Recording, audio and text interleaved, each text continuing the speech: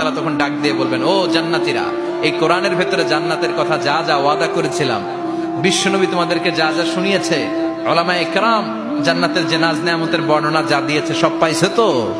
সব জান্নাতীরা বলবে আলহামদুলিল্লাহ, আল্লাহ সব পেয়েছে। এক জান্নাতে হাত তুলে বলবে, আল্লাহ একটা পাই নাই, একটা পাই নাই। আল্লাহ বলবেন, সেটা কি? ওই জান্নাতি বলবে, আল্লাহ সব পাইছি কিন্তু তোমারে পাই নাই, তোমারে দেখি নাই, তোমার সৌন্দর্য কত বেশি আমরা জানি না। আল্লাহ সব পেয়েছি, একটা জিনিস পাই নাই।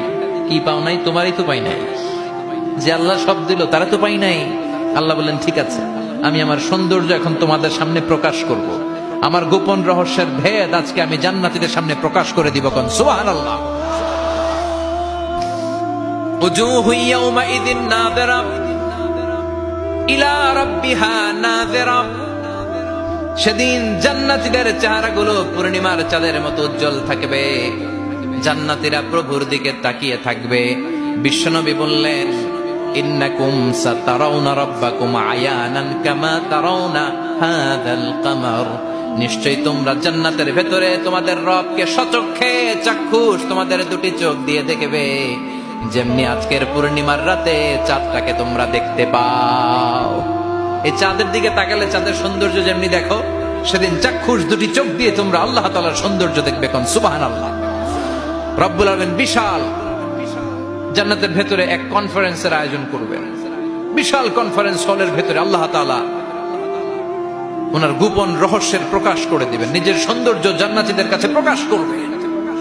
লক্ষ লক্ষ নবীরা বসবে ওই কনফারেন্স রুমে। সবার সামনে থাকবে বিশ্বনবীর সিংহাসন। পড়েন সুবহানাল্লাহ। বিশ্বনবীর পরে বসবে অন্যান্য নবীরা, তারপরে সালিহিনরা, সিদ্দিকিনরা, শুহাদারা, তারপরে সব মুমিন বান্দারা। আপনারাও সেদিন থাকবেন ইনশাআল্লাহ। পড়েন। আমরা সেই কনফারেন্স রুমে না থাকলে কনফারেন্স জমবে? কথা কোন? আমাদের থাকাই লাগবে। যে কোনো মূল্যে কনফারেন্স রুমে আমরা ঢুকবো। চিল্লায় বলেন ঠিক কিনা? আল্লাহ তাআলা ৭০,০০০ নূরের পর্দার কথা আমরা বলি, এই বর্ণনাটা সহি না। হিজাব মিন ওয়ারাইল হিজাব, পর্দার অন্তরাল থেকে। আসলে পর্দা যে কয়টা আল্লাহই জানে।